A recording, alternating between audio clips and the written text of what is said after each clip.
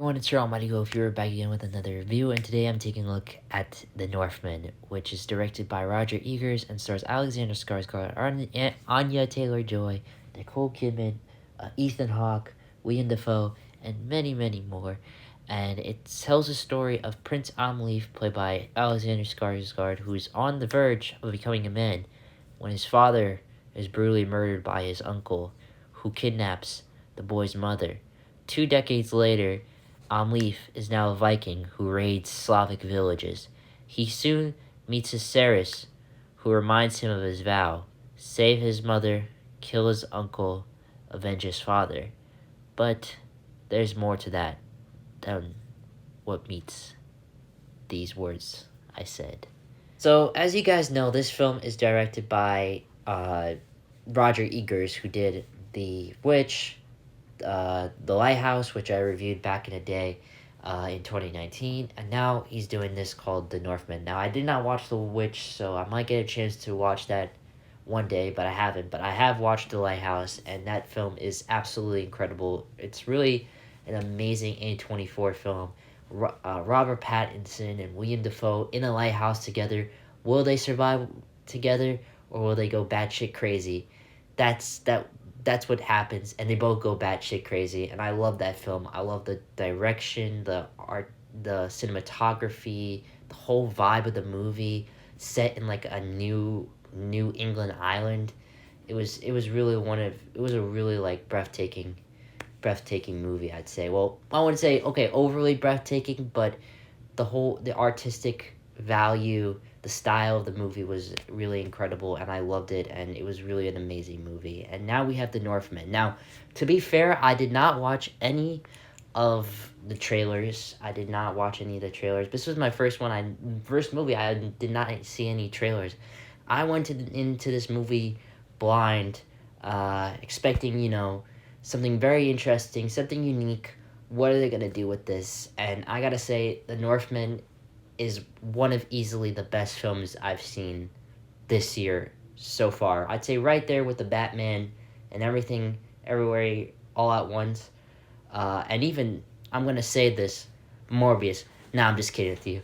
Sonic 2 as being like really one of probably my favorite films of the year so far. This film really is gritty, it's dark, and it goes to its limits. It really does. It really just it grasps you into with these characters and this unique storytelling. And I like the fact that it's not really like some ordinary historical epic. It really because most of the historical epics you watch are usually sometimes like PG-13 and or rated R, but they're not like so gritty. They're not like deadly. This film is especially deadly. There's a lot of shit happening, a lot of insane, crazy visual things that are happening in this movie that I was quite shocked, and I was like completely blown away because I never seen this in a film before, and this is one of them. And I know that Roger Egers is known for crazy shit that happens in his movies, and this is one of them. And there's a lot of crazy shit that happens, and it's really amazing to see the things that happen in this movie, the crazy shit that happens, and the journeys of these characters, and specifically Alexander Skarsgård's character, Amleaf. He's a badass, and Alexander Skarsgård is really a badass actor, and he's badass in this movie. He plays a Viking on a revenge to kill his uncle, save his mother, and avenge his father. And he did an amazing job with this role. He was amazing, and he was a total freaking badass. I think I gotta give credit to him. He really did an amazing job with this role. And I mean, I don't know if he's gonna get nominated for an Oscar or whatever, but he was amazing in this movie, and it just was very interesting to see the experience of what his character was like, and it kind of reminded me of like old stories like Hamlet, or even like Lion King for that matter. Seeing how like his father died, and he 20 years later he comes back and he avenges his father to and even tries to kill his uncle and save his mother.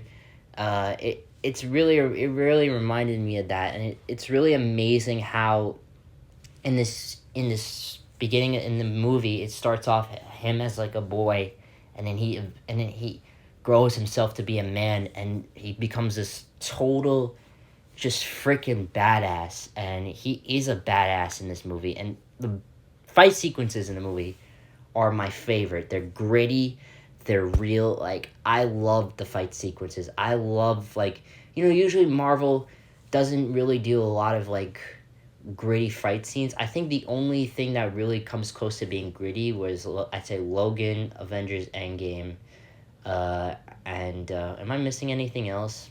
I guess Moon Knight. There's probably many more Marvel movies, but this is like gritty on a different level. This really, it goes deep. It's like deep, thick battles. You get to in the movie. If you've seen one of the clips, I will spoil it.